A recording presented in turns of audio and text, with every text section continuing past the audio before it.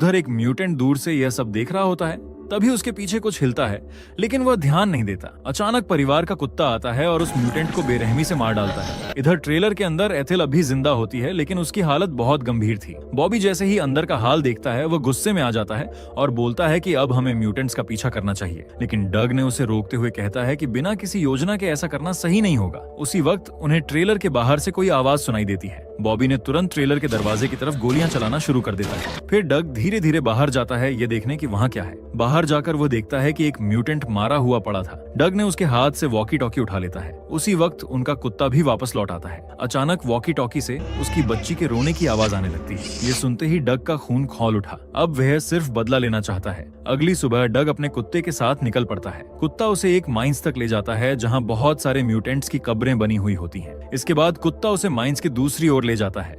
वहां से डग को दूर एक गांव दिखाई देता है, जहां न्यूक्लियर टेस्टिंग के निशान साफ दिखाई दे रहे होते हैं। उधर दूसरी तरफ ब्रैंडा और बॉबी ट्रेलर के पास म्यूटेंट्स को फंसाने के लिए एक जाल तैयार कर रहे होते हैं। डग उस गांव में पहुंचता है और एक घर से अपनी बेटी के रोने की आवाज सुनता है। जब वह उसे बचाने की कोशिश करने ही वाला होता है, तभी एक म्यूटेंट्स वहां आ जाता है, जो किसी की लाश को घसीटते हुए ले जा रहा होता है। ये देखकर डग जल्दी से पास खड़ी एक पुरानी कार के अंदर छिप जाता है। जब माहौल थोड़ा शांत हुआ तो वह धीरे धीरे बाहर निकलता है ताकि अपनी बेटी को बचा सके, लेकिन जल्दबाजी में वह अपने कुत्ते को उसी कार में बंद छोड़ देता है। फिर वह चुपचाप उस घर के अंदर चला जाता है। अंदर वह देखता है कि एक म्यूटेंट महिला टीवी देख रही होती है। डग धीरे धीरे छिपते हुए बच्ची तक पहुंच जाता है, लेकिन तभी म्यूटेंट महिला उस पर अचानक हमला कर देती है। जब डग को होश आता है तो वह खुद को एक आइस बॉक्स में बंद पाता है। उसके पास इंसानों के कटे हुए पार्ट पड़े होते हैं। किसी तरह से वह बाहर निकल आता है और चुपचाप आगे बढ़ने लगता है। थोड़ा आगे एक और कमरे में उसे एक म्यूटेंट अपंग दिखाई देता है। डग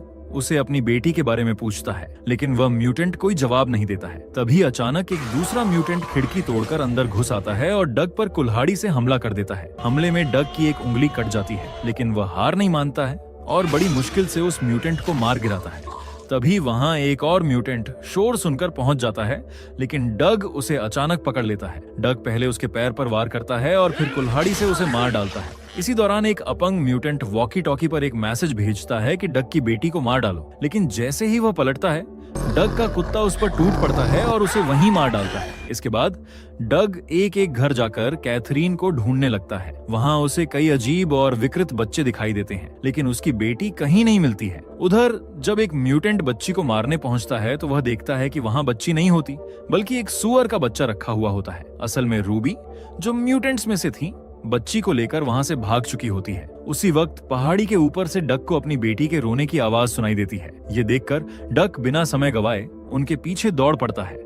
दूसरी तरफ बॉबी और ब्रेंडा को पता चलता है कि एक म्यूटेंट उनके पिता की लाश को खा रहा होता है। जब वह उसे देखते हैं तो वह गुस्से में आकर उन पर हमला करने दौड़ता है, लेकिन बॉबी और ब्रेंडा ने पहले से एक जाल तैयार कर रखा होता है। जैसे ही म्यूटेंट उस ट्रेलर का दरवाजा खोलता है, तभी ट्रेलर में एक जोरदार धमाका होता है, जिससे वह मर जाता है। उधर डग लगातार रूबी का पीछा करता रहता है। थोड़ी देर बाद वह उसके पास पहुंच जाता है। रूबी कैथरीन को डग के पास सौंपने की कोशिश करती है, लेकिन तभी एक और खतरनाक म्यूटेंट वहां आ जाता है और डग पर हमला कर देता है। डग बिना देर किए उस म्यूटेंट पर गोली चला देता है। इसके बाद रूबी कैथरीन को डग की गोद में दे देती है, लेकिन जैसे ही डग अपनी बच्ची को गोद में लेता है, तभी पीछे से वही म्यूटेंट फिर से उठ खड़ा होता है। ये देखकर रूबी बिना सोचे समझे उस म्यूटेंट के साथ खुद को पहाड़ी से नीचे गिरा देती है। दोनों की वहीं मौत हो जाती है, लेकिन वह डग और उसकी बेटी की जान बचा लेती है। उधर बॉबी तथा ब्रेंडा को एक और म्यूटेंट जिंदा मिलता है।